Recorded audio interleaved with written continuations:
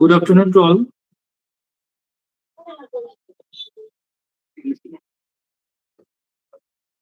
Am I audible? Dipankar sir, am I audible? Sir, yes, sir. You are audible. You are audible. Good afternoon to all the respected dignitaries, resource person, faculty members, and participants. It gives me immense pleasure to welcome you all to this one-week capacity building program on fortifying digital India, understanding cyber threats and regulatory frameworks, organized by Dr. Rohinikanta Barua Law College, Dibrugarh, and Nagaon Law College, Nagaon. In today's rapidly evolving legal landscape, continuous learning and academic engagement are essential. This capacity building program has been designed to enhance our understanding, encourage scholarly dialogue, and equip educators with updated perspectives regarding cyber threats and regulatory frameworks.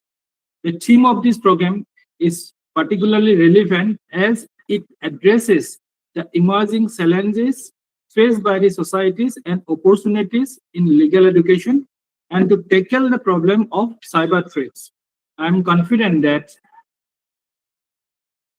the insightful session and discussions over the course of this program will greatly benefit all the participants. Let me introduce the resource person of the first technical session.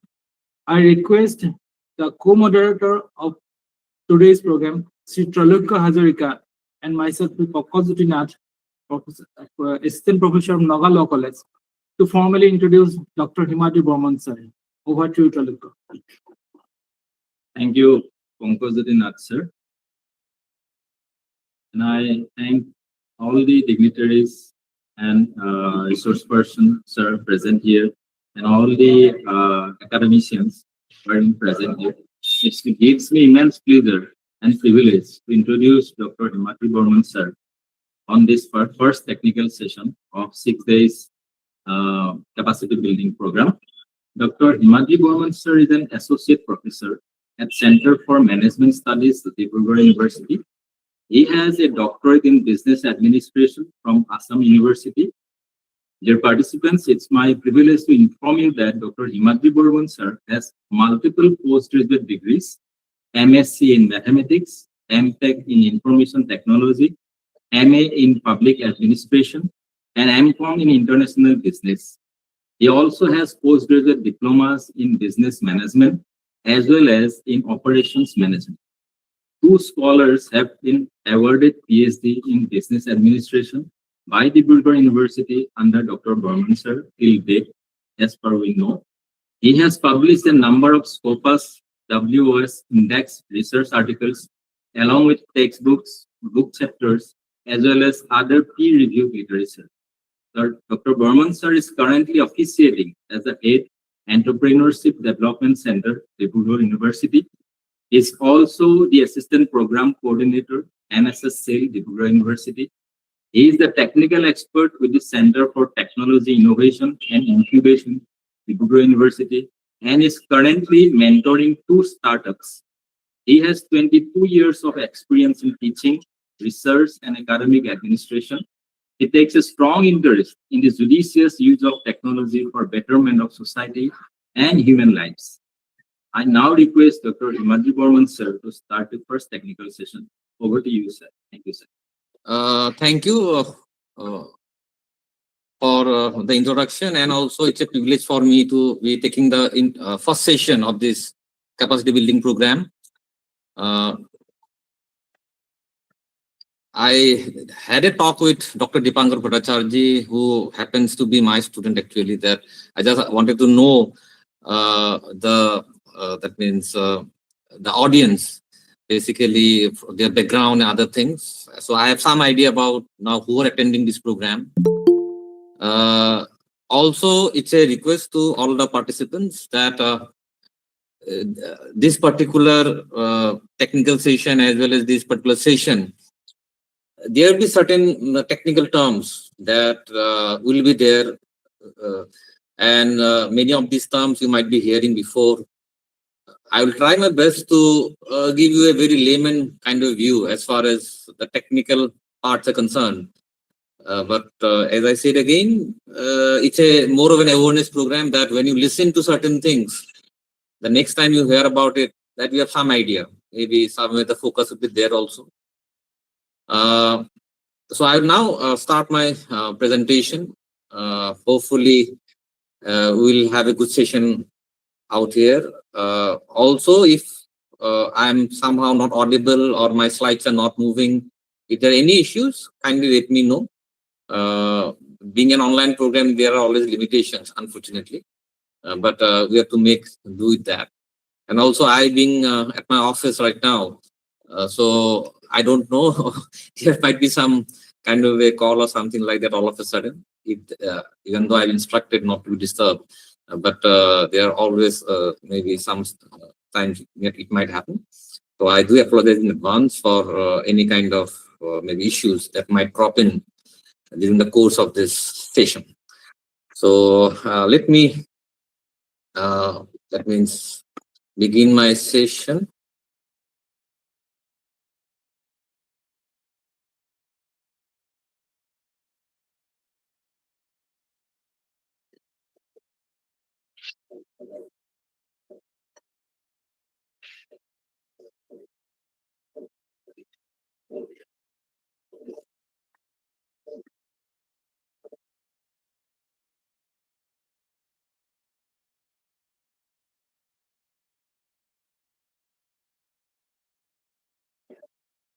So is the slide visible?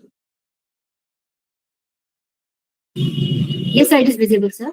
Okay, okay. Thank you so much. So as I have said that if there are any issue, kindly let me know. This is a topic actually that was given to me, understanding the changing nature of cyber crimes in India.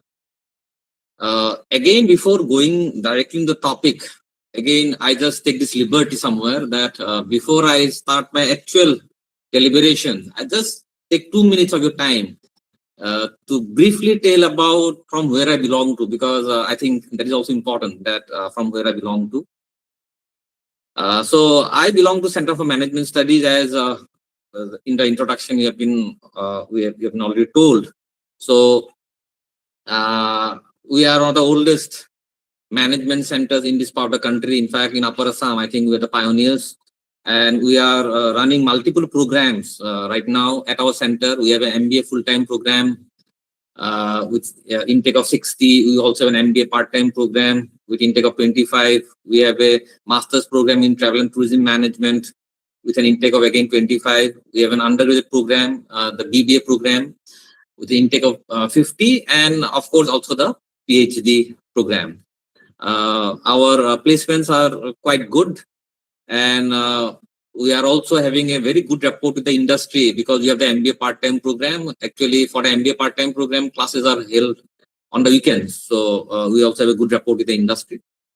So all in all, I've been here in the center for the last 22 years, and the center has been in existence for 23 years. So you can say that from the very beginning, I am part of this center. Anyway, so I now go to my actual deliberations. And this would be, that means I have my agenda today.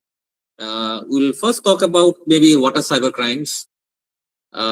Even though the topic is a bit more advanced, but we must know about, first of all, what are cyber crimes. I also thought that it is important that we know the basics first, because this is again the first session. So we'll talk about maybe a bit of what are cyber crimes. We talk about who carries out the cyber crimes. That means because if there's a crime, someone must carry it out also. Then coming to that, to tackle it. So we look at what is being done to tackle the cyber crimes. And of course, we'll end up with a interactive session. If you have any questions, maybe you can take it. I can try my best to answer. Again, I can only try to answer the questions, so I'll try. Again, so before I start actually the first part of the agenda or first point the agenda, I would request all of you to take this awareness quiz. Okay, the link is given. So if the chat box is enabled, I can even share it in the chat box. So I would request you, it will not take much time, just to have an idea about what is cybercrime, because when we use technology, we are hearing a lot of things, seeing a lot of things. So the participants, I would request to just maybe type this in your browser, https colon, or you can leave out that https part. Only you can type wayground.com/join?gc equal to 093799726. Or I would request Deepankar, if you can just copy it from the PPT given to you and type it in the chat box.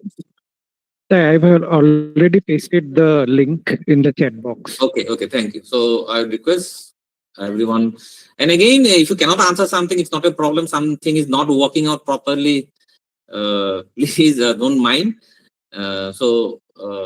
Hopefully things should be working out as far as the quiz is concerned, or that awareness quiz is concerned. So kindly take the quiz and let me know once you've done it. Maybe you can post your or put up your scores also in the chat box. So there will be 11 questions actually.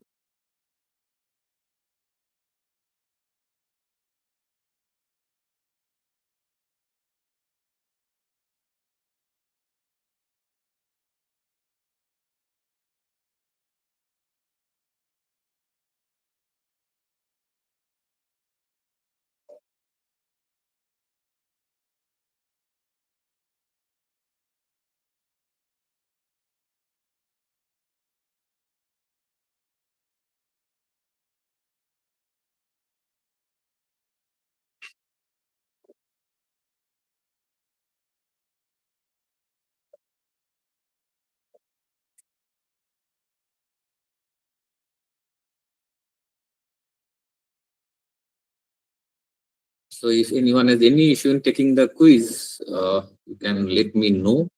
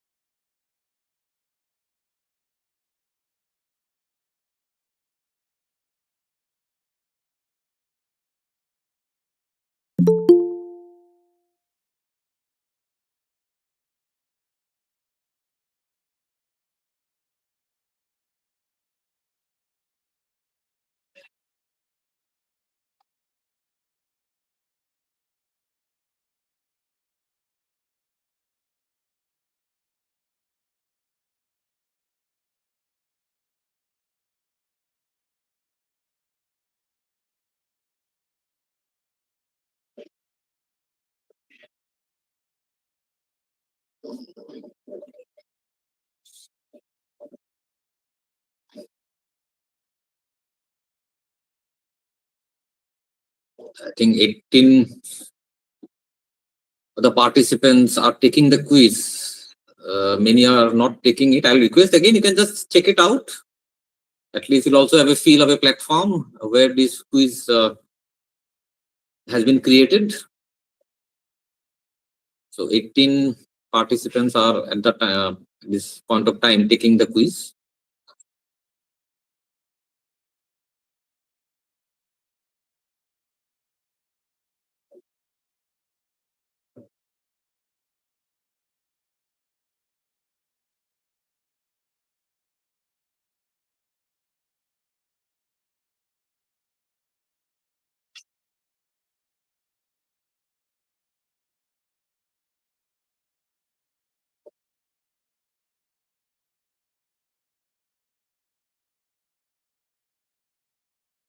So I have allotted around, I think, around 10 minutes. I think less than that for the quiz.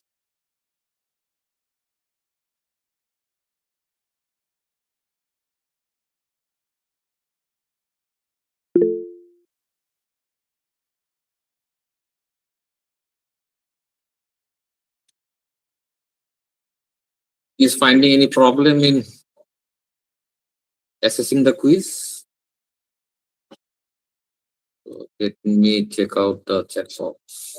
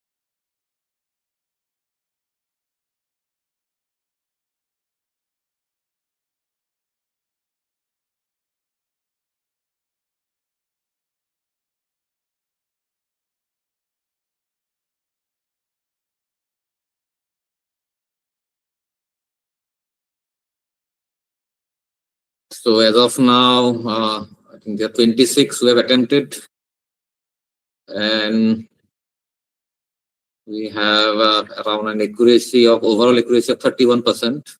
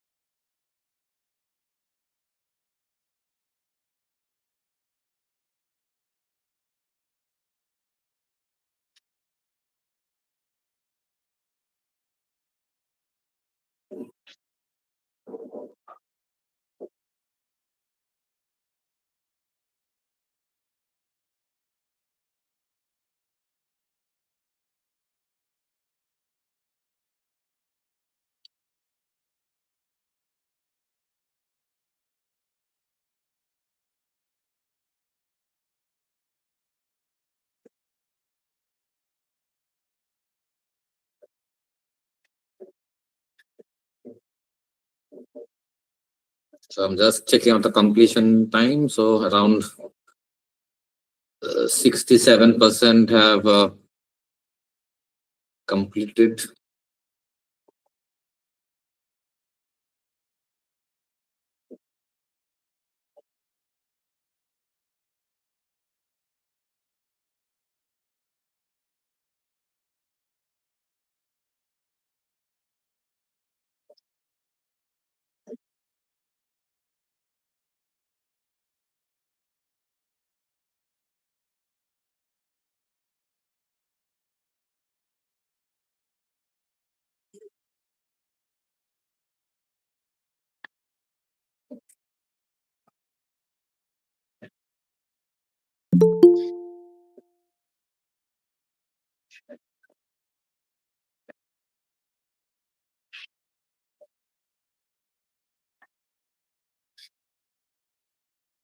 Okay, so we have reached around 79% completion. So I'll just wait for some more time.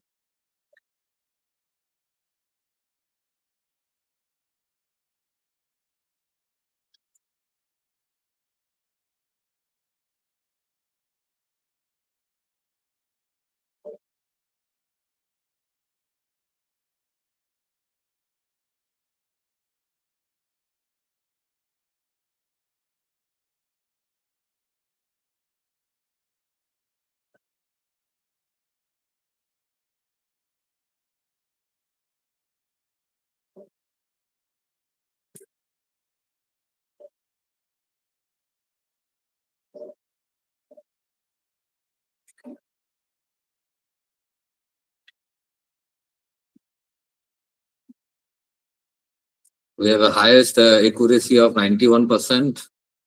Kavita Hajorika. Then we have Dr. Jupitara Devi with accuracy of 86%. I'm just talking about the leaders out here in the leaderboard.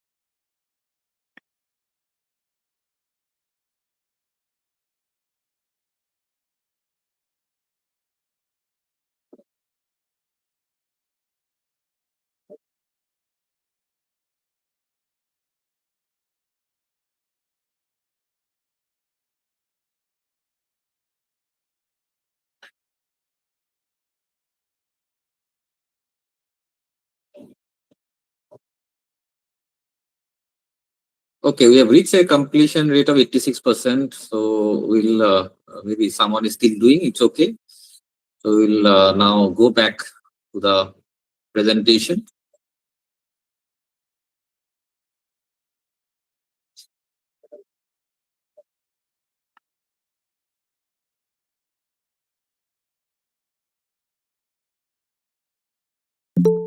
Okay, so hopefully again my slides are visible. So just a quick, maybe one word or two from anyone about this awareness quiz. You enjoyed doing it? At least the leaderboard toppers? Yes, sir. Kavita, Yes, sir. Yes, Definitely. Anyway, I thought it is a good icebreaker that before we get into serious business, you can do something. And that's why I thought that, okay, having a small quiz is not bad. Anyway, so we come back to our actual talk. And as I said, the first point in our agenda was trying to understand what are cyber crimes. Now, this is a term that people hear often. Now, why people hear about cyber crimes? One thing is that because they are victims.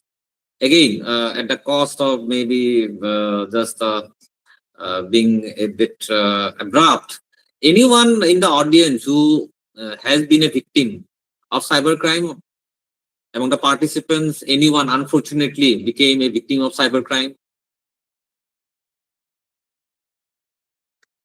Anyone? Or you know someone very close to you, maybe right in your family, who has been a victim of cybercrime?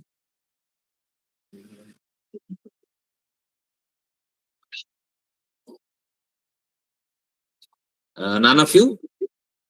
Okay, fine. Not only, I think it's good if none of you have been a victim of cybercrime. That's great, in fact. And hopefully you will never fall again or you'll never fall a victim of cybercrime. In fact, programs like this, again, this uh, uh, capacity building program, the idea is that one, that when you know about certain things, you can take precautions, especially when it is something that affects you negatively. Now, why people today talk about cyber crimes? First thing, at a very basic level, because of the financial frauds we face, we lose money. I think that is very important, that we lose money. And because of what? Again, maybe some digital transactions or other kind of things where we are using our laptops or our desktops or our mobile phones, and we become a victim of, or we face financial loss. Second thing is that reputation. Okay, people lose their reputation if video gets viral or something gets viral.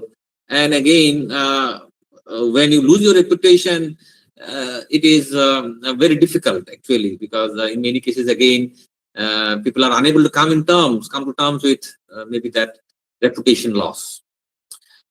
That is at a personal level. Now, if you talk about the societal level, cyber crimes today are a big issue simply because it can be done anonymously. If you talk about crimes as such, okay, very difficult to do it anonymously. Someone might see or you have to be present at the site of the crime. And that is difficult. But when you talk about cyber crimes, you are not at the place where the crime is happening. You are anonymous, very difficult to track.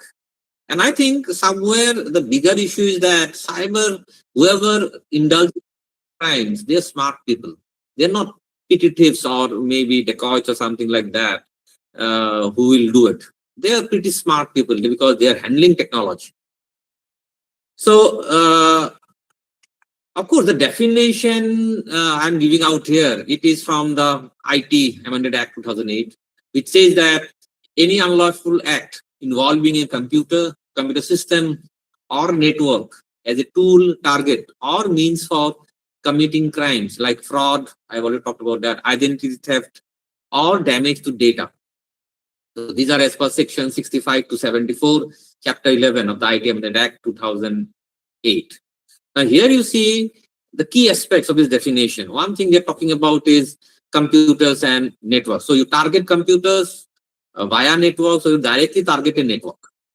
Using computers for crimes, and in many cases, it is content-related crime because we're talking about data. And there is breach of confidentiality. So all these things we'll be talking in details later in this session. Okay, but these are the key aspects when you talk about this particular definition. I repeat again, targeting computers or networks. Now remember, mobile is also under the purview of a computer only. For all practical purpose, the mobile is also a computer, so it is not been written separately. And today, if there are no networks, then of course, computers lose their value a lot. Earlier, if you talked about those cyber crimes, networks were not there as much, so the nature of the crimes were different. But because today networks are there, the nature of the crimes have changed a lot. You have to use the computer or for the mobile for committing the crime, and related, and the confidentiality is breached. Now here in the next slide, basically you are looking at some terms. Okay, you're talking about carding. You might be thinking that why maybe it is so big in contrast to the others. I'll tell you about that. Maybe why I put it at the center of that slide. Then you are talking about identity theft. You are talking about card skimming. You are talking about social engineering. You are talking about malwares. So a lot of these different things actually are there. So again, I would again request all of you if to kindly maybe a bit more interactive, so it helps us carry out this session in a better manner. So anybody can tell me what is phishing? PHISHING. If you look at the graphic also, it indicates a lot of things. Phishing. Anybody just can tell me what is phishing?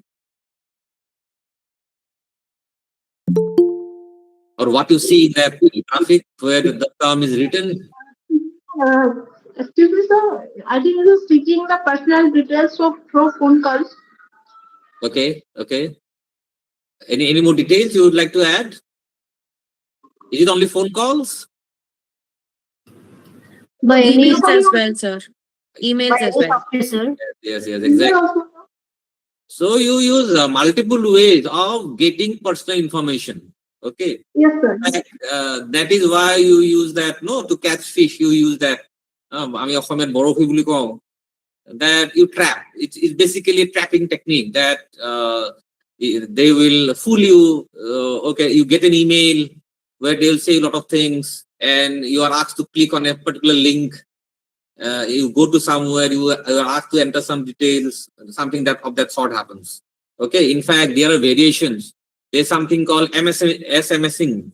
So if you get an SMS message, so nowadays we do not look at SMSs much more or that much. So earlier it was SMS was used a lot for this kind of fraud. Okay, okay, that is phishing. Fine. What about identity theft?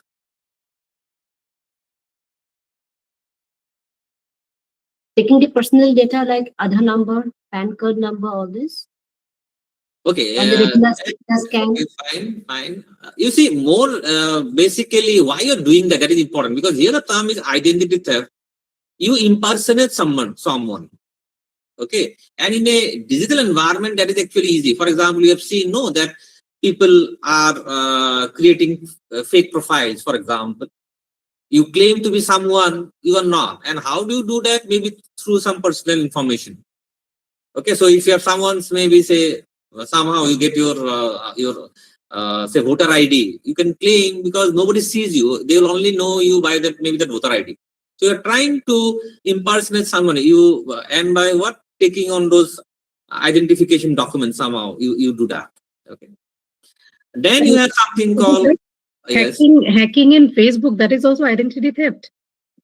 No. You see, it will be very difficult to because that you have hacked someone, you are impersonating someone. To an extent, you can say it. But here, if you're talking about identity theft, basically you do not know. You are unable to log into your one, so you'll know all of a sudden that it is there. Okay. So yes, these are related things. Of course, that is why I'm actually putting everything in one slide. So these are interrelated. So, for example, why you do phishing? Because you maybe one reason is that you want to get those identities. Okay, fine. So, what you are saying is true to an extent, but hacking is a bit. It's a difficult. It's a different term altogether. Okay, so there will be, of course, relationship, but these are not similar that way. Okay, am I clear a bit? Yes, sir. Okay. Yes, sir. Next is actually that we call it card skimming. So this fortunately has come down a bit because nowadays you use those scanners, no UPI methods. But earlier you used to do a lot of transactions via those cards, whether it's a debit card or a credit card. And what they would do is that they would steal those information. Basically, for a credit card, for example, what you need is a number and that CVV. In many cases, so you try to get those things, and then later on, of course, now there are a lot of mechanisms to safeguard against those frauds, but that is actually what is called card skimming. Card skimming is particularly true for what, these ATM or ATM cards or the debit card, credit cards, like that. Next is social engineering. Now social engineering is a wide term because here you try to actually manipulate, you try to manipulate humans into giving up information or a lot of other things. Okay, so somewhere again, phishing is part of social engineering because by nature we are greedy. So someone offers you something, without thinking twice, you will do that. For example, nowadays you might be browsing your, say, some social media, and now sometimes they will tell you that you're watching some kind of say series or something like that. They will show you for say 15 minutes, and after that they will tell you that okay, you pay 1 rupee more and you can see the rest of the story in that serial or whatever is being shown to you at that reel or that video. Now the moment you, because you see, you think only 1 rupee, what is the big deal? I just pay 1 rupee and I can see the maybe 45 minutes are left, I will see it. But what you do not know is actually that when you pay that 1 rupee, maybe they have already taken your permission to auto debit you monthly or quarterly or maybe weekly, and they will start debiting you every quarter or every month or every week, whatever. Okay, so from 1 rupee, maybe they are charging you 350 rupees per month. So every month now 350 rupees will be debited from your account. And in many cases you will not know because again you do not track our accounts, maybe our bank accounts, like that, where the money is going. Okay, so this is why this happened, because we just thought, okay, only 1 rupee, let me see it, who will, it is not much of that deal. Or as you said, in phishing, you get a email or something like that where they will offer you something, or in many cases other links are shared with you. So this is all covered under social engineering, and this is a very serious issue because we are susceptible to greed and other kind of things, and people will take advantage of that. Okay. Then the next term that is used is called malware. Now malware today is very common. Okay. Now, earlier, maybe a few decades back, maybe around say 20 years back, you only talked about computer viruses. And maybe it was easier to tackle viruses that way because their antivirus is fine, or you could take certain precautions and maybe you could save your computer safe because we're not part of a network. That was what I was trying to tell you maybe sometime before when I was giving the definition of cybercrime, that today the networks have made life difficult as far as cyber crimes are concerned. Okay, because I can reach you from anywhere. Okay, you will not even know that maybe I might be sitting in a room near to your office, or maybe I can be the US, wherever I can reach you.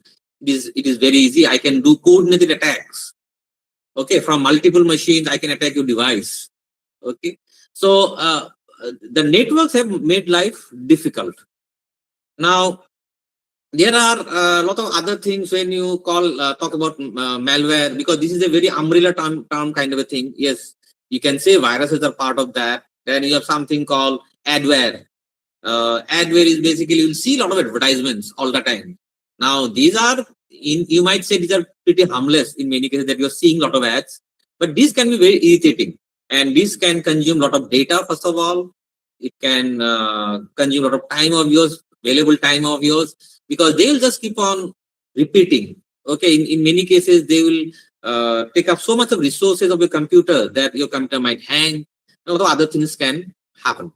Okay, so that is adware. Now you have something called spyware. Now spyware is very dangerous simply because they are spying without you knowing it. Now one type of spyware, actually what is called a keylogger, K-E-Y, keylogger, L-O-G-G-E-R. Now if the terms, because here key means your keyboard keys, and logger means a file that is logging whatever you are pressing on your keyboard. So, for example, you are visiting a, say, your email account, you type in your username, then you type in your password. So, you are pressing keys to do that. And what happens is that this will be logged. There will be software which will keep a log of all the key impressions, and then they will be transferred to some remote location. And if I see that log file, I can make out that what is the username, what is the password somewhere. Okay. So that is actually spyware, kind of a spyware, or as I said, a keylogger. This is one reason why maybe nowadays you might have seen that, especially bank websites, net banking sites, they will use a virtual keyboard. And if you have again observed carefully, if you have used the virtual keyboard carefully, what you will see is that the keys are random. So the first time you check in that website, the keys will be somewhere. The next time you do it, the keys will be somewhere else. So it's just that logging them because it is random first of all, and again it is software control, not hardware control. You are not using a physical key for that. So these key loggers can be beaten, or you can somehow defeat them if somehow they have been installed in your machine. So it's a safety net somewhere. Then you have something called PUA, potentially unwanted applications. Now let me give an example out here. Now remember that when you talk about all these things, I'm not trying to tell you that it is always true. What does it mean is, say I have two banking applications installed in my say mobile. So one mobile, that means bank application, can tell that the other one actually is a potentially unwanted application. In terms of what? Maybe it doesn't trust it. It doesn't trust it, and you will not be able to use the first application that I was trying to use simply because the other is already installed. So you have to uninstall it, then only you can use this one. So it is recognizing it as a potentially unwanted application. But as I said, it might not be. It might not be. But this is something that when you install nowadays, we again look at what? This is again, you see that Greek part. So we'd like at free apps. Now, free apps, when you install them, they ask for a lot of permissions. They will talk about a lot of terms and conditions. So you actually do not know what is happening. Okay. Why do you install it first of all? Maybe just because it was free, you just, maybe it can be a game, it can be something else. And maybe you just install it because it promises you some kind of cashback, whatever. But it is not required or it is creating problems for you, then it will be called a PUA. So that is potentially unwanted application. So like this, there are a lot of other kinds of malware also. There are protections available. As you know, today there are anti-malware programs are there. Then of course you have the antivirus software. And today you have what to say, they are called integrated systems, protection systems, or you have quick help, total security, they call it total security. So when they said it is total security, mean they are trying to secure you from all kinds of malware. Okay.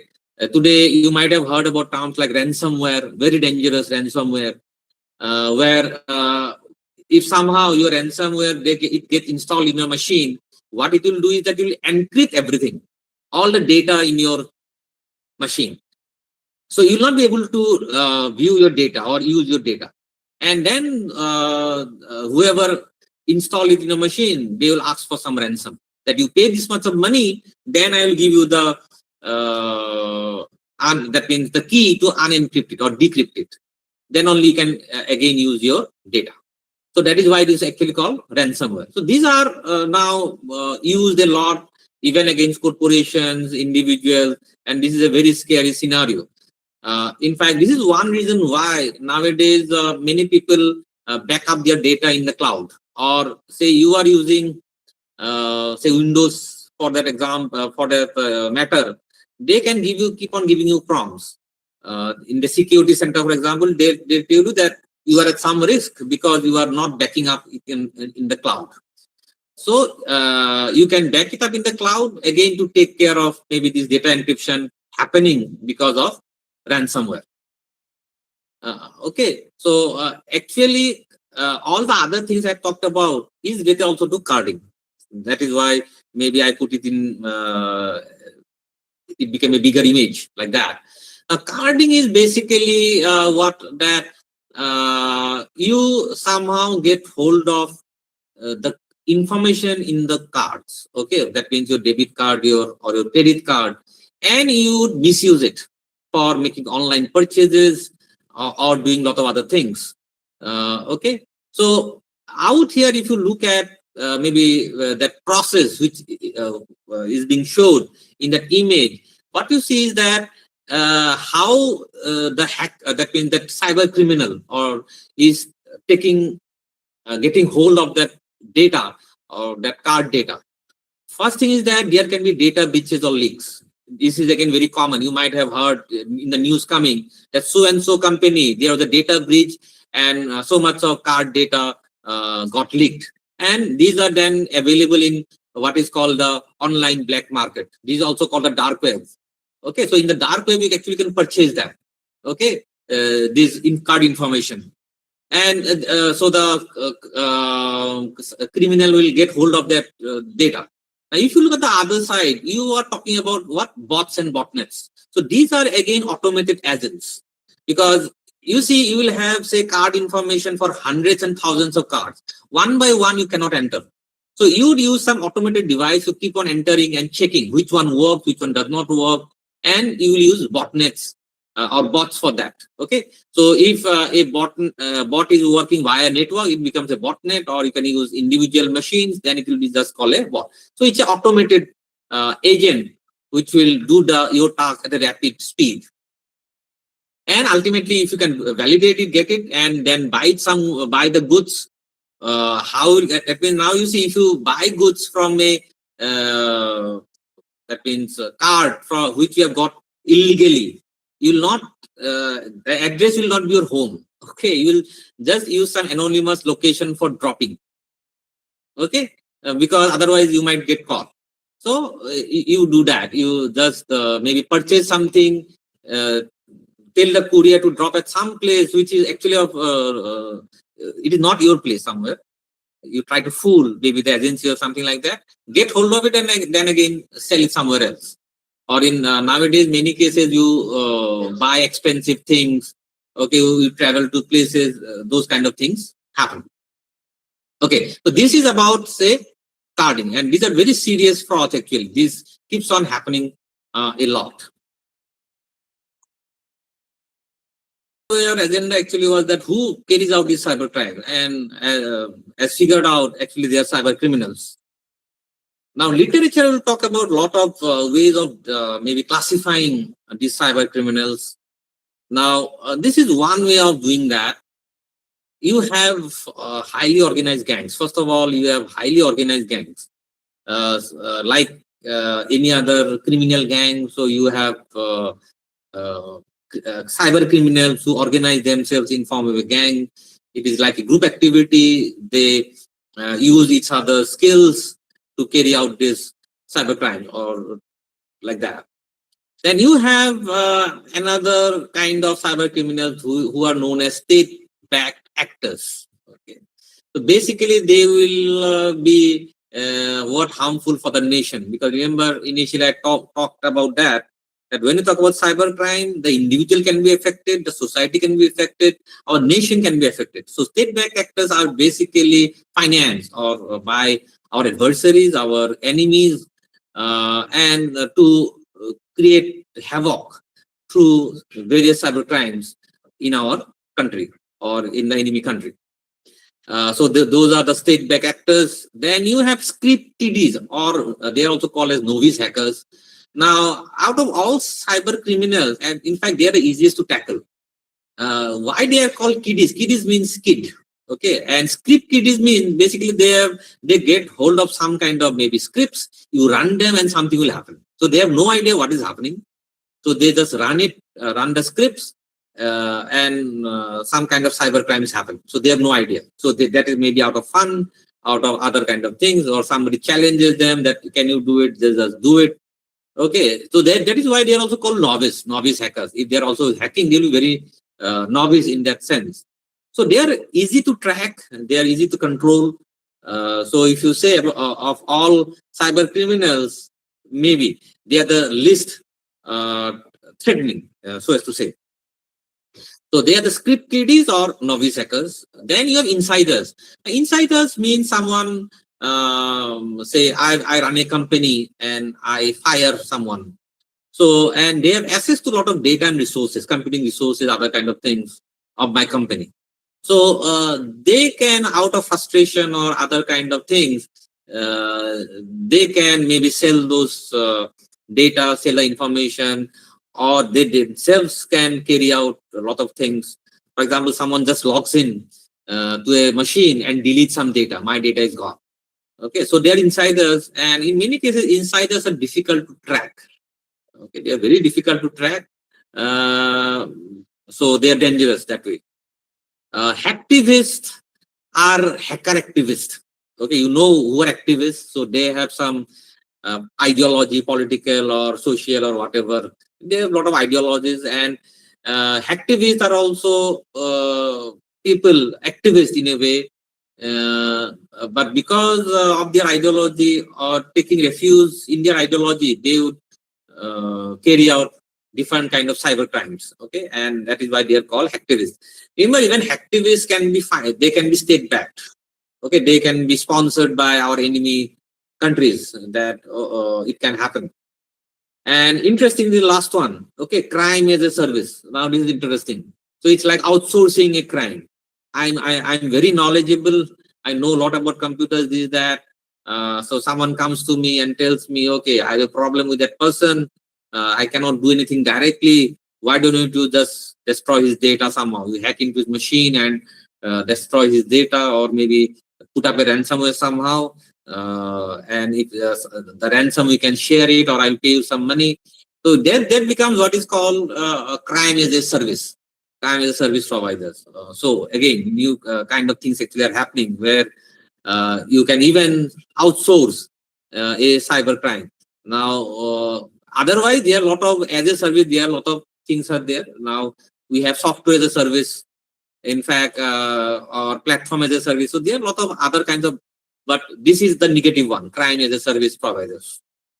Now, there are other ways of also classifying cyber criminals. So you have black hat hackers, for example. Now, if you have black hat, you also have white hat.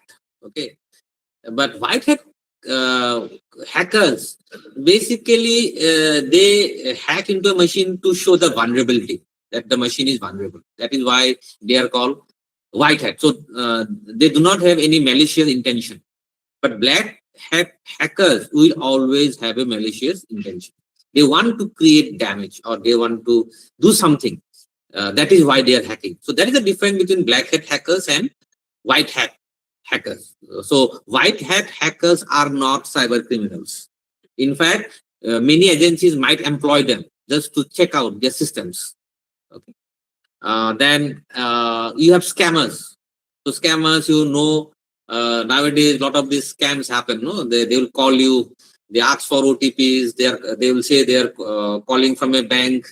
And your account might get blocked, so you have to do something. So they will be sharing an OTP. So there are a lot of scammers out there. So scammers just target mass scale, and hopefully they hope that someone will be getting the trap. Then I've already talked about identity theft before. So those who carry out that, they are called identity thieves. You have digital pirates. So pirates you already know. So they are in the business of looting. Now today, many resources are in digital form. Okay. So if you talk about a movie, you get hold of that movie somehow, so you'll become a digital pirate. Okay. So digital pirates are also cyber criminals.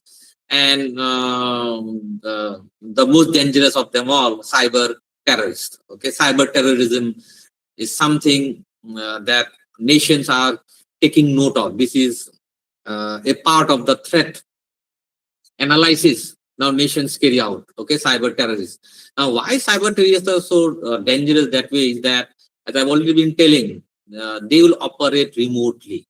They will attack the digital infrastructure of a country, and this can mean anything today. Actually, it can be our electricity grid, because ultimately the electricity grid is controlled by networks, by computers, through IT. Okay, they can disrupt our emergency services, our railway services, train services. A lot of things actually can happen. Cyber terrorists actually can do. So they are real threats. Okay, so these are different types of cyber criminals. So classification is important, because we must know the kind of damage they can do, the kind of knowledge they possess, or the kind of motivation they have in carrying out or in effecting those crimes. So, for example, it's easy to, as I've already been telling, that script kiddies, they are not much of an issue, because you can take care of them quite easily. Okay, even insiders somewhere you can try to control. But some, like say organized gangs, crime as a service, cyber terrorists, they are quite difficult because of their intensity to learn, or the kind of damage they can carry out.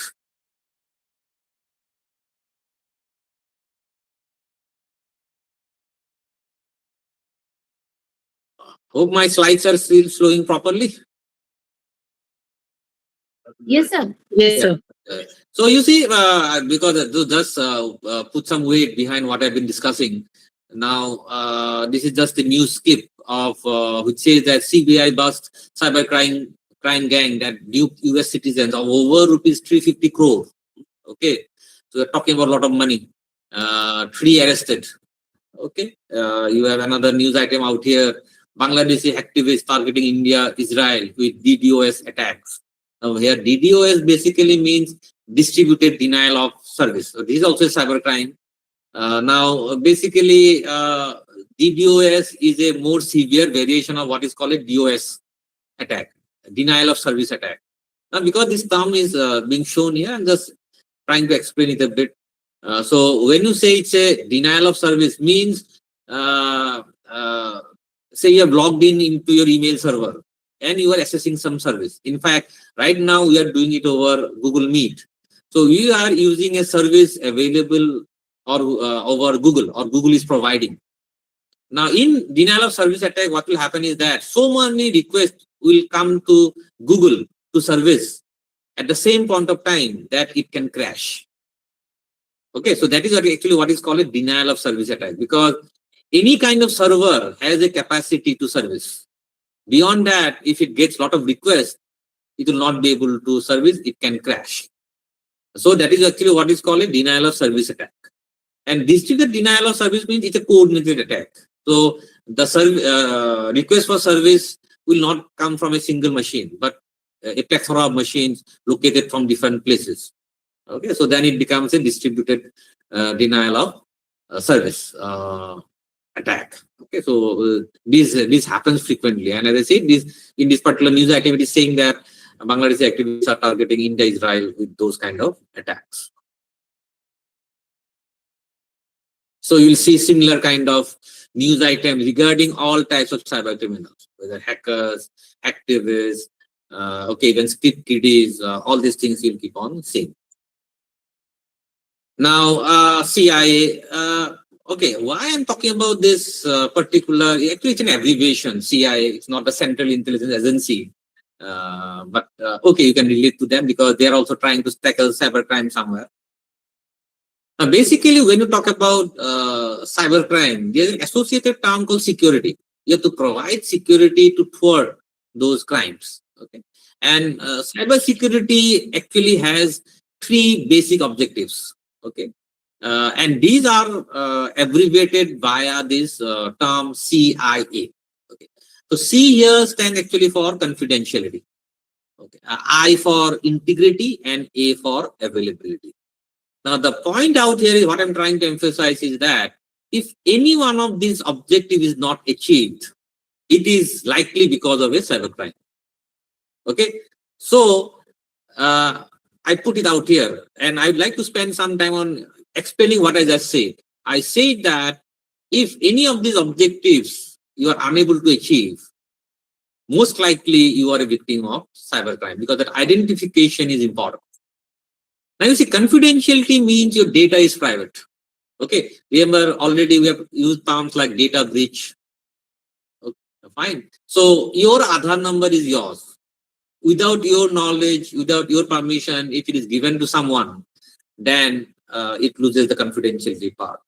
And confidentiality has a lot of ramifications, especially in a network world and especially in a digital world. Now just imagine that nowadays you keep your medical records. You go to any hospital, for example, they will maintain history. In fact, now with hospitals under a single brand, it is interchangeable. So you go to Apollo Guwahati, maybe, and then you go to Apollo Chennai. Apollo Chennai can retrieve your data because you have previously been to Apollo Guwahati. That because it's the same chain, because it will be centralized. The data will be kept in a centralized manner. So if you regularly visit, say, Apollo for whatever medical issues you have, whether it is Guwahati, Hyderabad, Chennai, Delhi, and someone now gets hacks into their system and gets hold of the data. So your medical history is compromised. This can mean a lot of things, okay? Because it can affect your insurance, it can affect a lot of other things, it can give you mental strain, because medical data is considered personal, it's private, and now somebody else has got hold of that. Okay, so the confidentiality part, actually that objective is not realized. In fact, Apollo in this case is required to see to it that your data is maintained in a very, very confidential manner because it's private. Okay, so that is confidentiality. Now, integrity means what? That the data cannot change on its own because it is your data. You must authorize actually if the data has to change. And in this context, there is a kind of cybercrime that is called a salami attack. Salami. Okay. You see, salami attack, what happens is that basically this is a financial fraud, salami attack. So out there, because there are banking systems. Now, say the banking system, you know that at the end of every day, whatever money is there in your savings account, the bank will pay an interest. And you earn, say daily 10 rupees 25 paise interest. And actually it is shown in your account. Okay, it will be shown actually that you have earned. Just assuming that the interest is also reflected daily in your passbook or whatever. Now, the point I'm trying to stress is that I will, first of all, in most cases, I will not check my checkbook, or that means I mean to say passbook daily. I'll not know that some transaction has happened. Even if I look at it, I should have got 10 rupees 25 paise, but only 10 rupees was say credited. Will I be able to identify? The answer is no. Because I will not again manually check that I should have got 10 rupees 25 paise and not 10 rupees as interest. Why does this happen? Because someone actually has maybe altered the code, or while it had to be the amount was stated to be 10.25, but they somehow managed to only credit 10. That 0.25 was sent to some other account. Okay, so here another term is used. It is called data diddling. So midway you change the data. Okay, so because the amount is now so small, only 25 paise, you will not know, you will hardly notice, even if it is reflected in your passbook. But now just imagine, whoever does that, he does it on thousands of accounts. So he makes good money by just taking 25 paise from each account. Okay, so it's like you are in some warehouse where there are lakhs of shirts. If you take one shirt from that lot, nobody is going to notice. It's a small pilferage, hardly anybody will notice. But this is over a period of time, it can become costly, or the one who is effecting it is earning handsomely. So this is actually here data integrity fails because the data is changed without authorization. And the last one is availability. Again, how do you know that says someone that put up that question, no, that is hacking and identity theft same. So you know your account is being hacked. Why? Because you are putting your username, you are putting your password, and you are unable to log in. That means your account is not available to you. You are the owner and it is not available. And you see that is a serious issue. Okay, so if the availability objective is not achieved, then also you are a victim of cybercrime. So if any of these things happens, know that, yes, I am a victim now. Okay, so that is why I talked about this abbreviation called CIA, actually, which talks about the objectives of cybersecurity: confidentiality, integrity, availability. So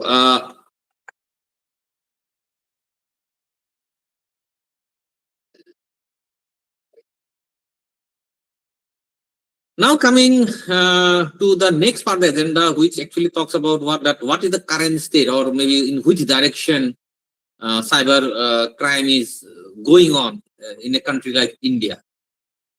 Now, from all accounts, if you look at data, which I'm not showing out here, but you know, you yourself, if you think that today India is a highly connected country. Okay, the number of mobile phones we have, in most cases, mobile phones will have an internet connection. That means you are using smartphones. We are into social media big time.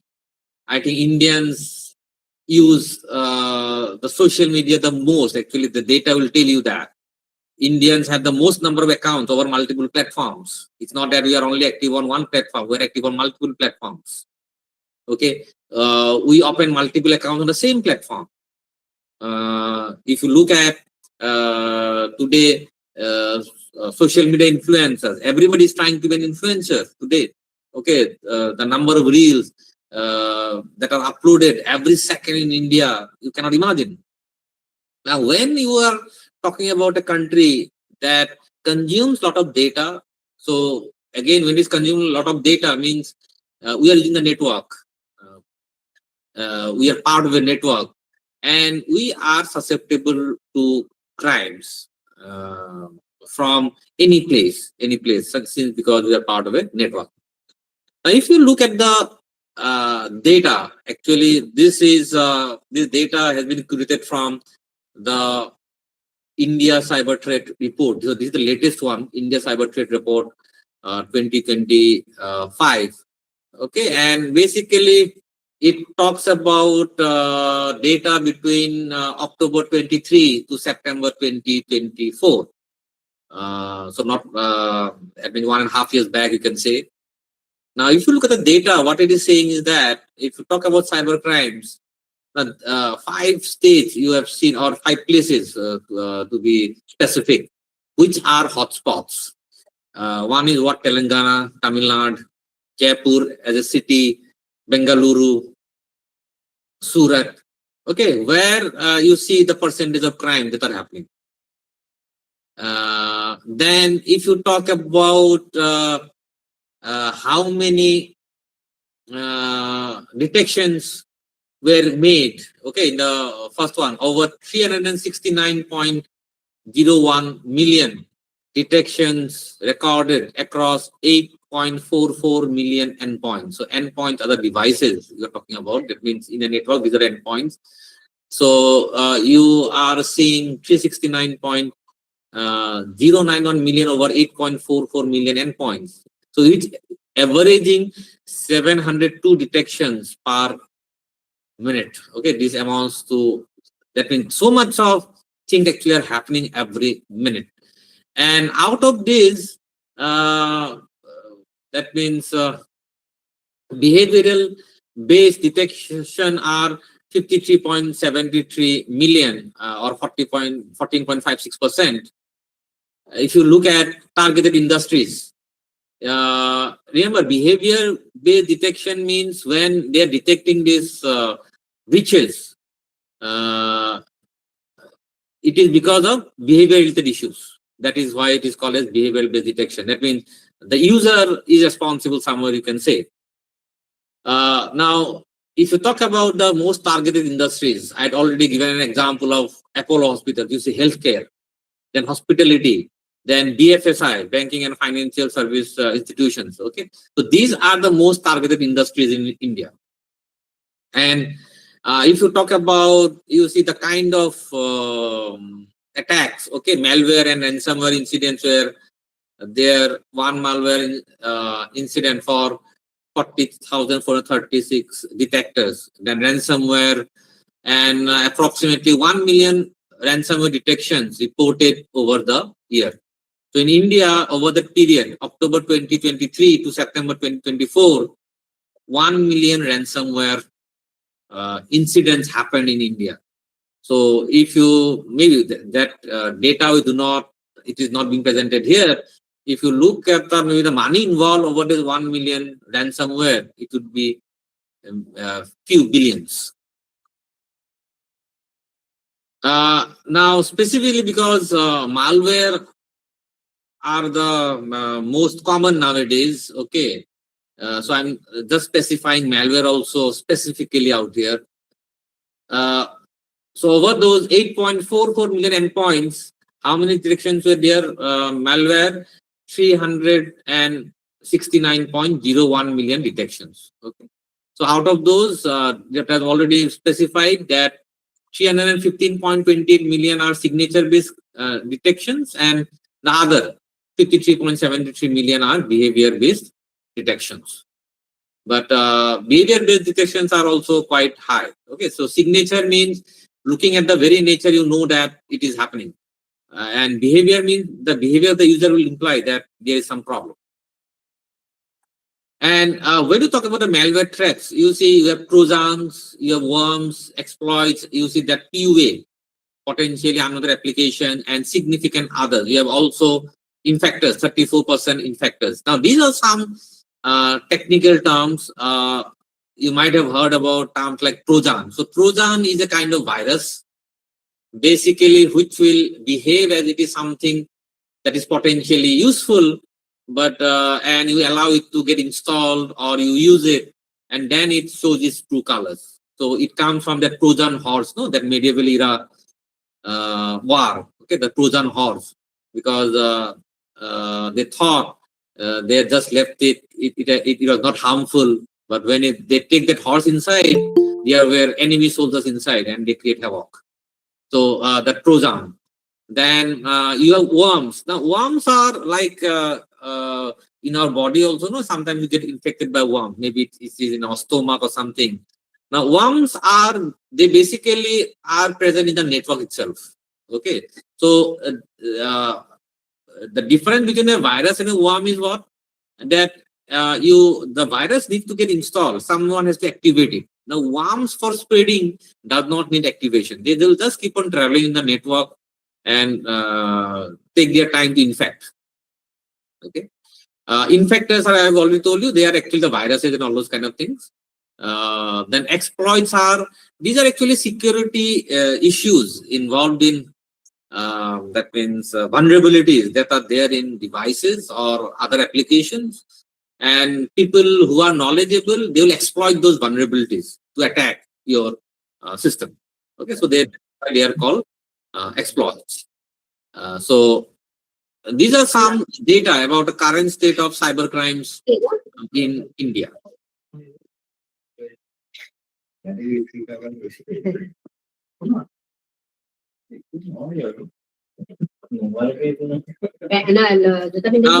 since we are talking about the current state of affairs, let us discuss it a bit further. Okay, so you'll see a lot of now what AI-powered cyber attacks.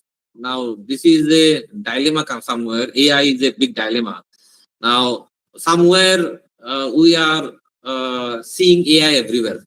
Okay, artificial intelligence everywhere. So today, do not search over Google. You are using Gemini. I think I was seeing that one, that the Google Meet we are now using somewhere. You have Gemini also playing its part, maybe smartly detecting many things. You have Copilot out there. So AI is everywhere. You use ChatGPT, you use Grok.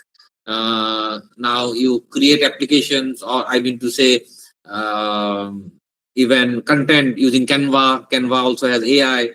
If you are even using MS Office, it has now got AI integrated. Now, AI is everywhere. So this also means AI is now being used even for cyber attacks. Okay, because of its again power to identify vulnerabilities. I'll give you certain small examples. Okay, now these are all again based on data. Now say I'm working in an organization and say I am a system developer. I develop programs. So today, as you know, even in coding, you can use AI to reduce your workload. You can use AI to get the coding done. Or say my code is not working properly, so the software is also not working properly because there is some error somewhere, some bugs, and AI can help. So what I do is that, I just use my personal login into that, say ChatGPT or something like that. I upload my code, and they rectify some problems, and they tell me, and I'm very happy that okay, my code is rectified and now it is working fine, very good. But now just imagine the other side of the story, that some production level software code I've uploaded in generative AI. Now this can be available to some other cyber criminal. Okay, because ChatGPT will store it. Next time it needs something, it will use that code to offer solutions or something like that. Okay, so unknowingly I'm helping cyber criminals. Okay, because why? I am using AI. Of course, you can directly also use AI to coordinate cyber attacks and all those kinds of things. Okay. So this is a very serious issue that AI is putting in front of us. Yes, it is essential, it is needed. In fact, most of us being academicians, I think AI is also useful for us. Somewhere also it is becoming a headache, that how do you control the use of AI among students? So this is a challenge that we are facing. So in case of cyber crimes also, it's a two-edged sword. Yes, it can help you detect cyber crimes and do also, but it can also be used to power cyber attacks and help cyber criminals. Now elections approaching. these are also now real issues, that election related threats. You might have heard about maybe this is a global phenomena now, that people are not happy the way elections are being conducted. This is general opinion, and maybe somewhere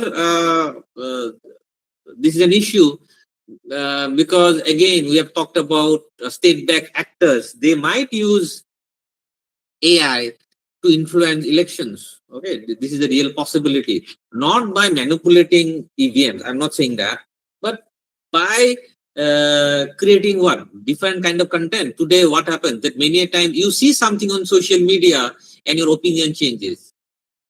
Okay, maybe and ultimately it is fake. Okay, you might have heard about deep fakes that which shows a lot of things which was actually not done. Why? Ultimately, maybe with an eye on the election that are coming. Okay, so there are a lot of election related threats. As you now know that today using AI, you can create voice, you can create images which are so close to the original that the naked eye actually cannot detect. This is a real possibility that you get fooled or you are unable to find out what is the fact and differentiate it from fiction. Then you have issues like multi-vector attacks. Now, vectors means the agents. Okay, whether you're talking about worms, you are talking about PUAs, you are talking about Trojans.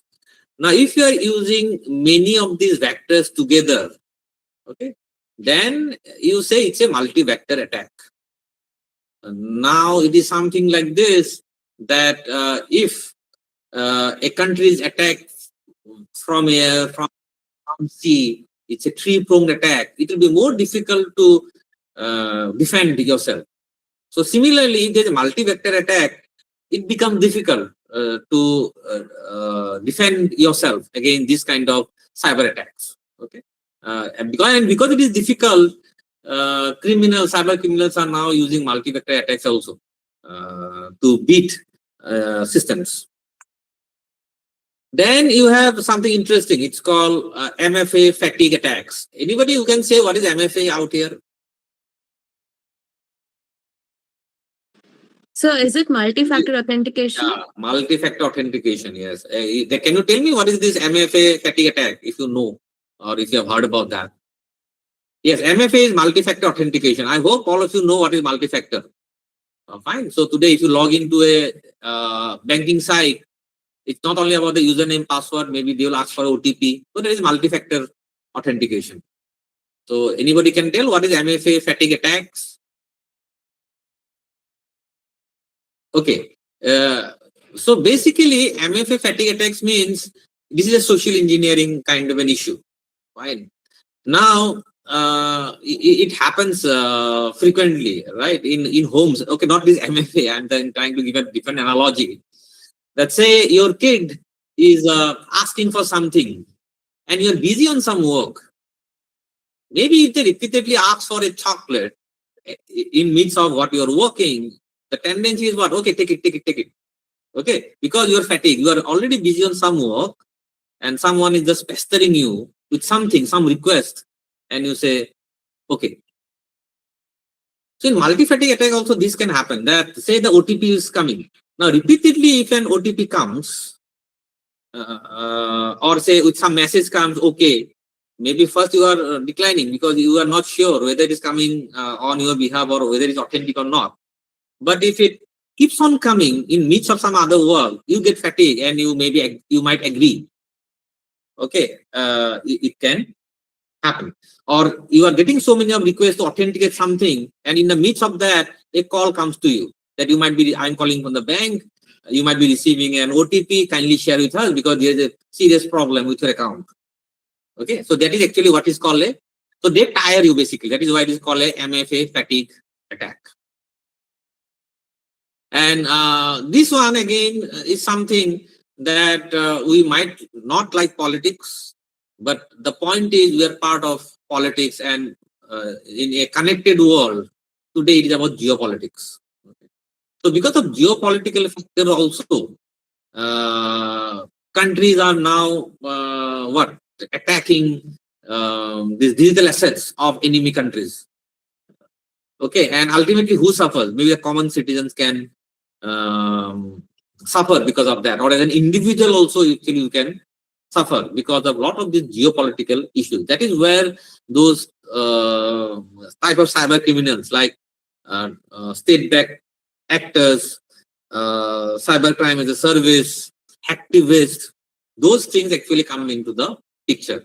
And it can be very difficult actually again to counter them, because when you talk about geopolitics, multiple parties are involved. In many cases, they have access to high technology, they have access to money, and maybe for them, it's like they will do it anyhow.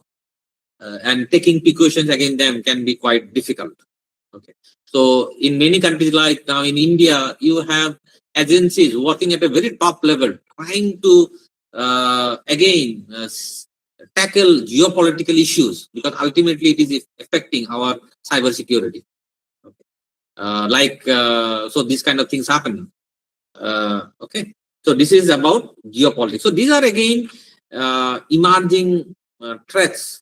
Not only in India, I'd say, but in India, the same thing, because it's not about today. If you talk about cyber threats or cyber criminals, they do not operate in one country. Okay, they'll operate at a global level. They can operate from anywhere. This means these are there. So AI-powered cyber attacks, then election-related threats, multi-vector attacks, MFA fatigue attacks, geopolitics. These are emerging security, cyber security issues that we are facing.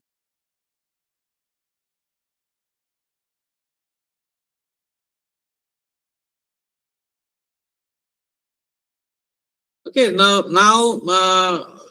if you become a victim of cybercrime, you have to take that means countermeasures. But as it said, that prevention is better than taking medicines. Okay.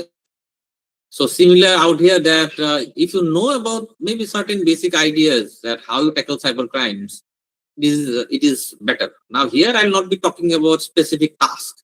It's about again maybe like policy issues or strategic issues, that how you can tackle cyber crimes. Now the first one is the importance of cyber security professional. Okay, like it is said no that professionals are the best to manage something. So there is some problem, you ask the professional. So if there are some cyber security issues or cyber criminals are involved, cyber crimes are involved, it's always better that you take help of cyber security professionals, because they are trained, they are knowledgeable, they can develop strategies for you, policies for you. You can be very proactive with the help of cyber security professionals to tackle cyber crimes. Then there are a lot of apps available nowadays. Okay, even the government is promoting a lot of apps. I'll show you one or two. That, for example, they can check out your device if there are some bots or some PUAs or something like some viruses. Okay, so they can do that. They can do some scan, preliminary scan or advanced scan, and warning. So you can use these apps. I've already talked about it a bit when I talked about cybersecurity professionals, that IT policies are very important. Now, even in our university, even at my center, we do have some policies in place, because you are using networks, you are using computers, so you have to fix responsibilities basically. So if I'm using the infrastructure of say my university out here, I must also be careful to see to it that it is not used for something that should not be done. Okay. So IT policies are important. For example, right now I'm talking to you via our university network. Now, this is monitored, okay? They will track it, they will log it. So if necessary, uh, uh, so that corrective actions can be taken. So it will be monitored. So that is part of the policy. You use various systems. Now, there will be some difference between apps and systems. For example, apps are, okay, basically softwares, but systems can be combination of hardware and software, like say CCTVs, very simple. So CCTVs are part of system. There are a lot of other systems also, like you have something called intrusion detection systems, IDS, which can, if someone is trying to hack your device, they can warn you that, okay, maybe an attack is happening or it is about to happen, and so that you can take some preventive measures. Now, this IDS can be totally software based, or it can be software plus hardware. Of course, nowadays hardly you will have something that is totally hardware. So that these are, you can use systems. You use analytics. In fact, maybe I showed you that report. So that is also some kind of analysis they have done. They've analyzed the data that is available, and to be used to predict also cyber threats, or cyber breaches or data breach. And you use a lot of predictive analytics for that. So analytics can be used. So again, this is where cyber security professionals are important. They can do a better job at analytics. Then there are some other options that are available. One is something called zero trust model. Okay, like you hear now, no, in political circles, zero corruption. No, they do not entertain any kind of corruption, zero level of corruption, something like that. So zero trust model is something like that. That when you talk about cyber security or cyber crime, do not trust anyone. In fact, you see, this is a common thing. I also say when I conduct some programs that you should not tell your password even to your spouse. Okay, so you do not even trust your spouse when it comes to password. That is yours own. Okay, so the zero trust model is an all-inclusive model in that sense that you do not trust anyone. Okay, so you think that everyone is a potential threat. So if you look at the, say for example, the security of the prime minister, okay, for them, maybe they themselves are also a threat. They consider themselves as a threat. They do not maybe even trust themselves somewhere. So that is the idea behind a zero trust model. Then you talk about threat intelligence related to analytics, or maybe, okay, so you try to gather intelligence on possible threats. Okay, say for example, I talked about insiders. Now, maybe you can try to collect intel on your employees that is someone working as an insider and creating damage to your data, or maybe your IT systems, or you can talk about adversaries, your competitors. So you need to gather intelligence about maybe possible threats. Of course, this is very important, cyber security awareness. Maybe this capacity building program is part of that.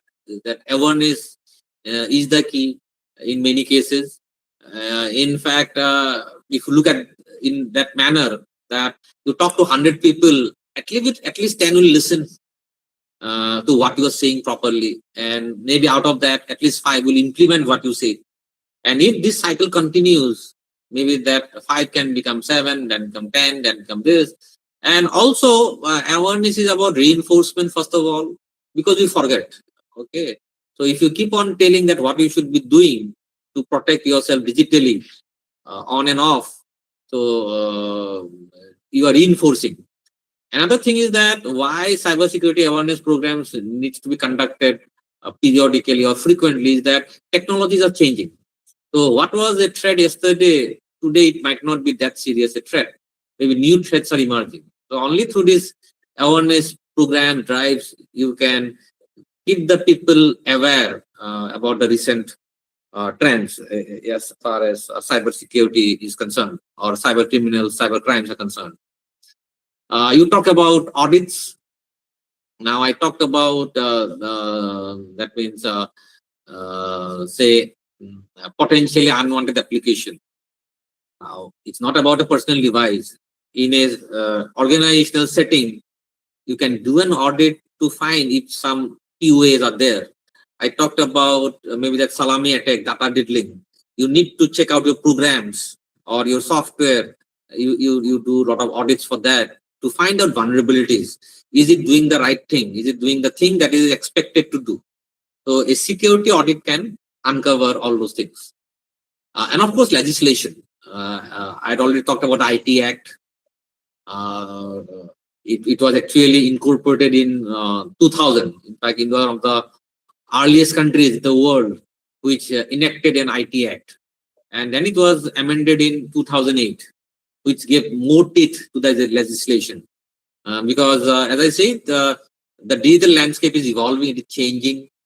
A lot of things have changed from 2000 to 2008. And so a lot of new incorporations actually were done. In fact, all the people in the legal fraternity, so you also know that the IPC have now been changed using the BNS, Bharatiya Nyaya Samhita. So the BNS, many people think that it's just a name change. But the point again is that it's just not a name change. It is also incorporated a lot of changes as far as identifying crimes, punishments are concerned, and a lot of things related to information technology or cyber crimes for that matter has been incorporated into that BNS. For example, what was considered a threat earlier, now even cyber threats are considered part of a threat. If you talk about theft, now even data theft through cyber crimes is also considered a theft. So a lot of changes also have been brought into the BNS because I think it came into effect in 2023. So legislation is important.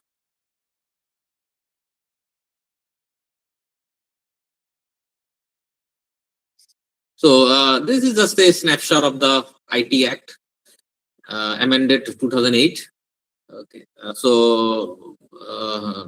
those actually maybe in the legal fraternity. Otherwise, also I would suggest that we can go through it because remember that as a individual also you are responsible for knowing, or maybe you are responsible to know what constitutes a cybercrime. Because you are using a device, it's a very powerful device, so as to say.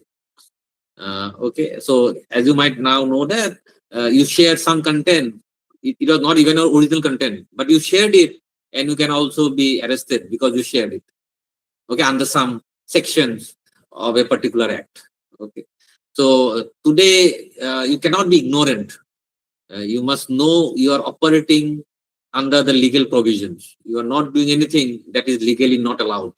Because as I say, in your pocket is a very powerful device which can create havoc without maybe if you are ignorant. Okay, your device can be used as a platform to carry out cyber attacks. If you do not know it, you also become responsible somewhere. So maybe we should know the provisions of the act. This is also part of the awareness, I would say.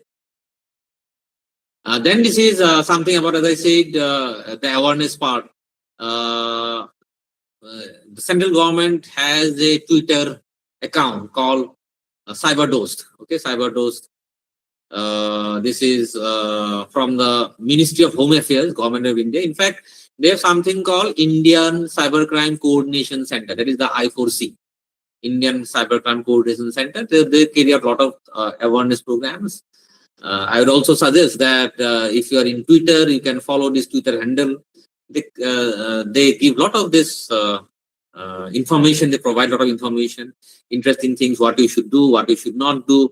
So this is again as part of that awareness initiative that people have to be made aware, and that is maybe why the name CyberDost.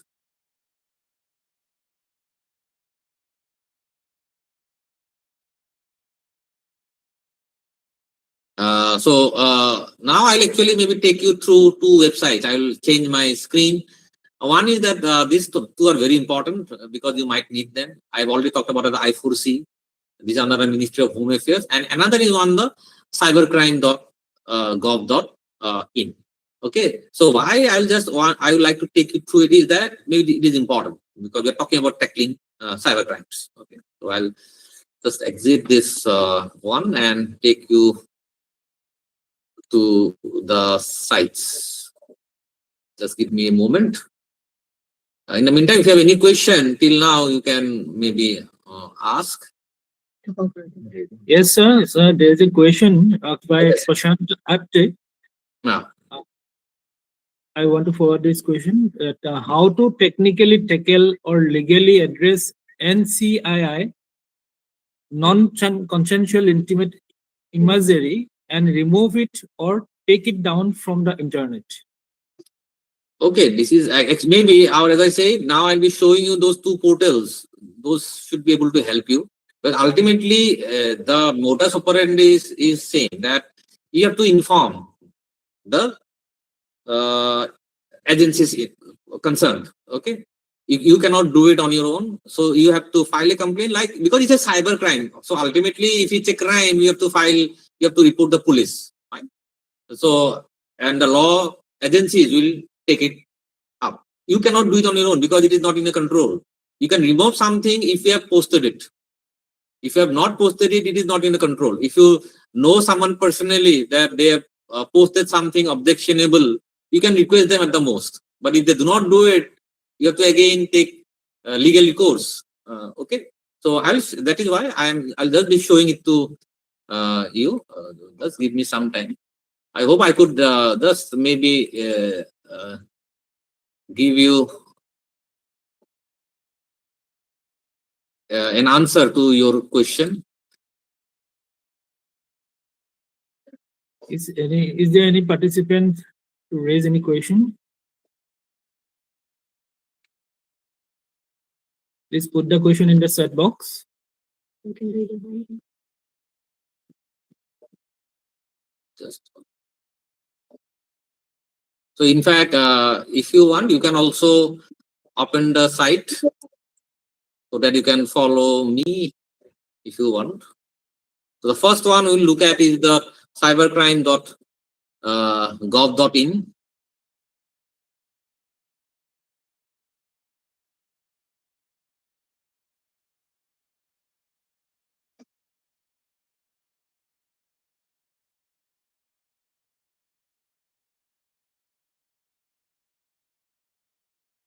It is taking some time to load.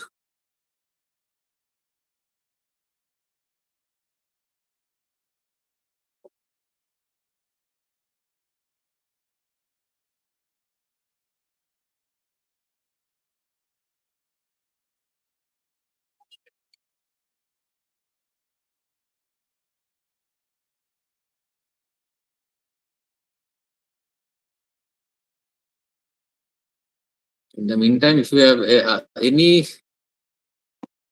it is not loading.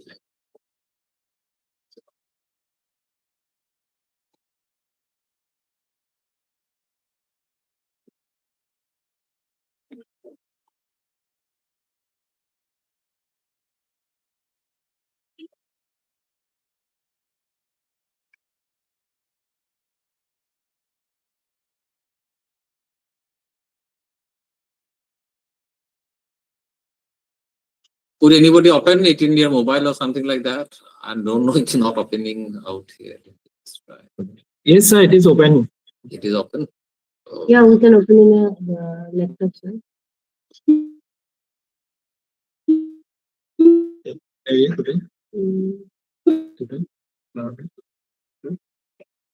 24. So total 24 areas are there. Mm-hmm. There are total 24 areas Mm. regarding complaint. Yes. So you can maybe, I don't know why, maybe in my case it is.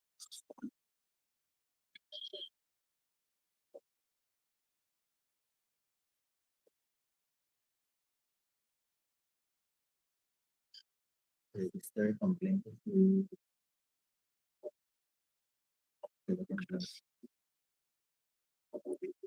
Volunteers, One can track volunteers. the complaint. I need to even track complaint report also. suspect and cyber volunteer আছে learning corner to contact us.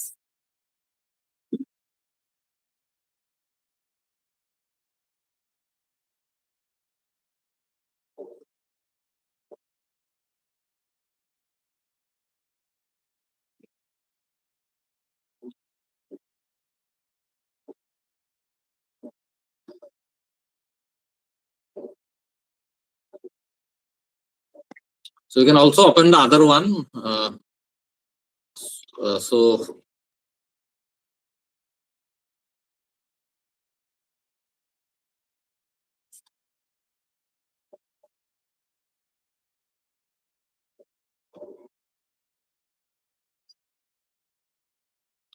I'm sharing maybe that CyberDost Twitter account that you can see.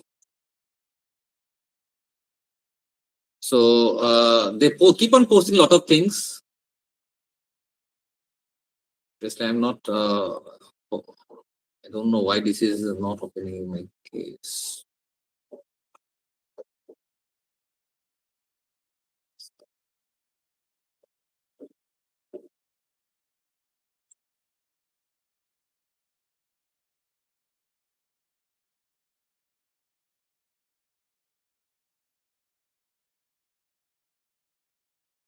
So if somebody is in Twitter, you can also check that CyberDost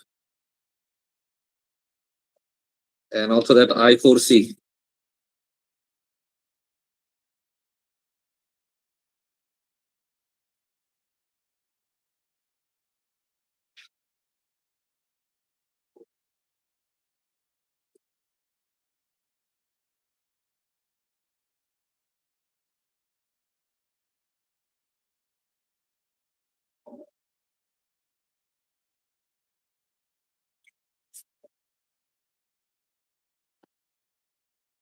So can you have other questions? Yes, On the that is, I don't know why it is not opening in my case. Let me just try another browser.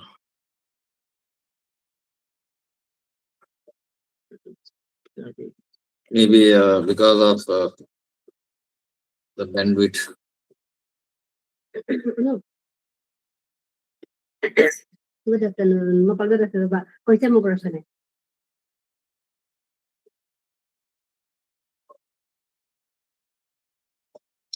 So I did suggest that all of you go to this site, cybercrime, because I think the reporting thing is there. It's very elaborate.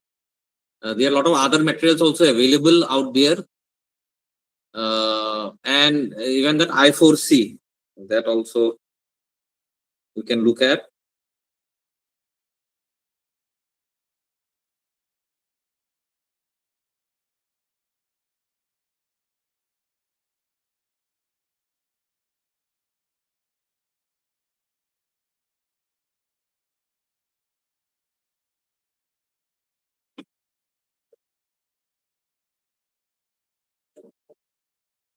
So if you have visited the site, if there is anything interesting you have found out, because I am unable to maybe load it again.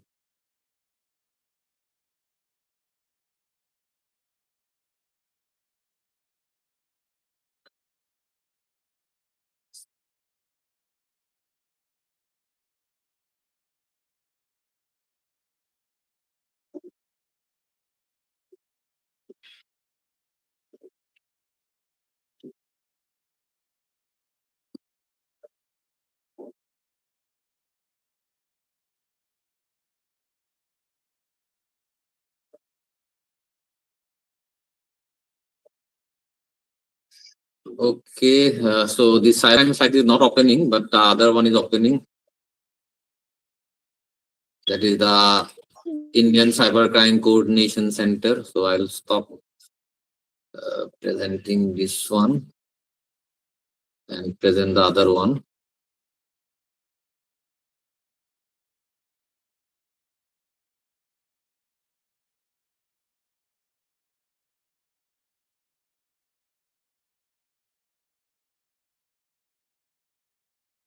Okay. So this is from the Ministry of Home Affairs. This side is important because again it has got a lot of those awareness things going. Okay, so if you look out here, you see here also you can report a cybercrime. These awareness things are there. Safe practices to prevent cybercrime. You see what they are saying: avoid pop-ups, unknown emails and links, use strong passwords, protection and authentication. And actually everything is referred to as nowadays, it is called cyber hygiene. You can even take courses, certified. You can take certified courses. And a lot of these awareness programs they are conducting all at all time.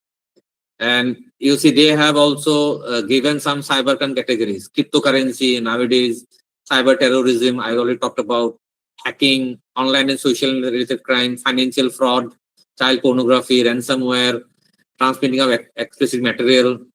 Okay, so these are there. You can also report a crime.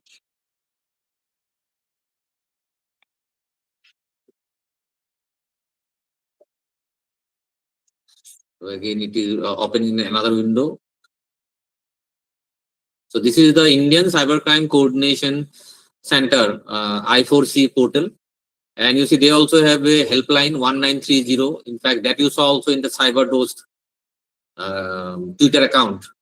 Okay, so if you are, it's like first is reporting. I'd again say that if you think you are a victim of something, you have to report.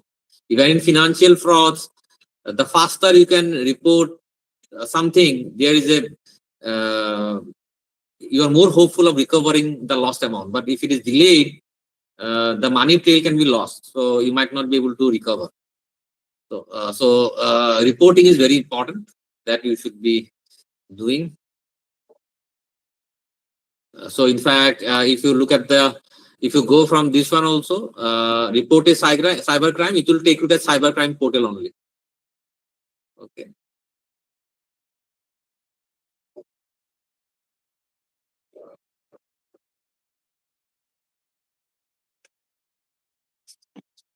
Out here again, I think they also carry a lot of awareness programs. So they have a lot of these social media handles, everything. So the government is very much involved. That is what I was trying to say. And when you see that it is under the Ministry of Home Affairs, you can understand the severity of maybe the cyber crimes. Okay.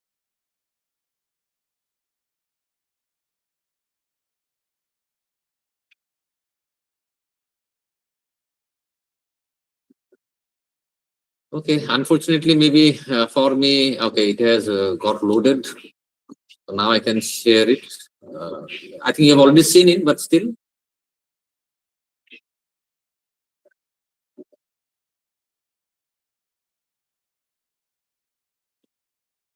So this is the reporting part.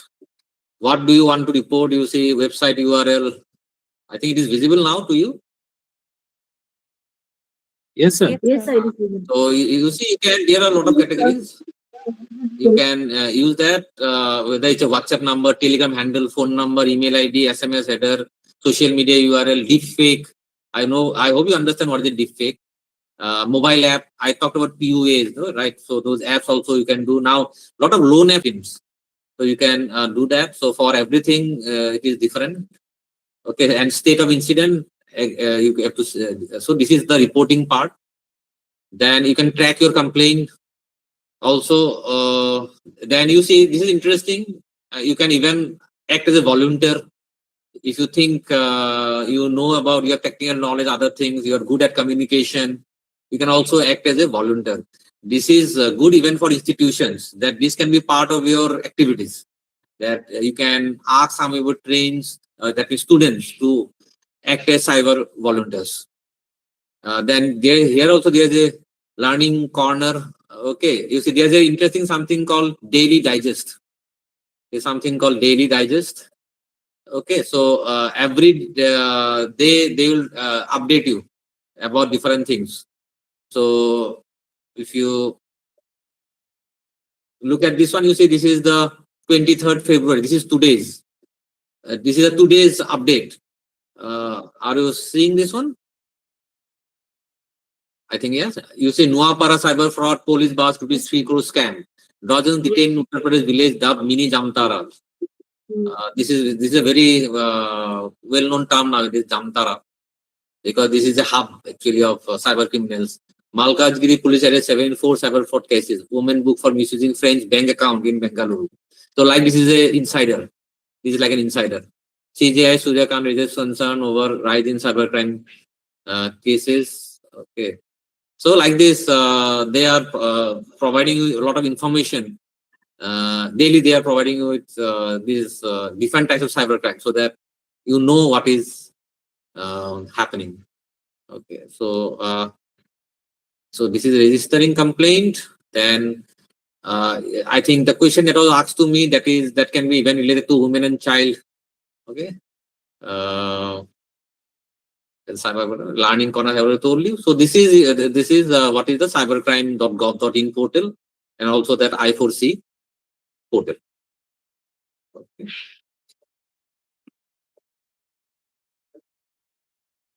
So I'll stop the sharing out here now. I think you can go through it. There are a lot of materials now available over the internet also. You can always go through them. So coming, I think I am only at the thank you slide now for that. So Thank you, sir. So over to Dipankar, sir. Dipankar, sir. Yes, Pankaj sir, I'm available. Yes. Over to you, sir. Okay, Forward of things. okay. So we have come to the end of this technical session 1 for the first day of this capacity building program. So I would like to sincerely thank Dr. Himadri Burman sir for delivering an enlightening session on understanding the changing nature of cyber crimes in India.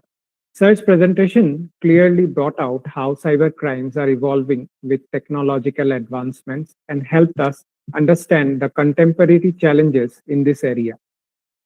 I also extend my heartfelt thanks to all the participants for their active involvement and engagement during the session. My sincere gratitude goes to the organizing committee for their dedicated effort and smooth coordination, and to the principals of both the colleges for their constant guidance and support in making the program possible. With this, we conclude today's technical session and look forward to the upcoming sessions of this program. The feedback form for the today's session, as well as the details of the next technical session, will be shared soon in the group. Thank you. thank you then. Thank you, Dipankar. Thank you everyone for a patient hearing. So hopefully you are more cyber aware now. You will be in a position to not only defend yourself from cyber attacks, you do not fall a victim to cyber crimes. Awareness is the key, and technically it's said, no, you must be tech savvy nowadays. You must know what is happening around. Use technology judiciously. Don't get into any kind of traps. As I said, the zero trust model. Trust nobody when it comes to that means digital world. Do not trust anyone. Ask a lot of questions and be careful. I think those are the important things. Thank you. Thank you so much again. Thank you, sir. Thank you, sir. Thank you. Thank you, sir. Thank you, sir. Question এটা দুটাই দিছিল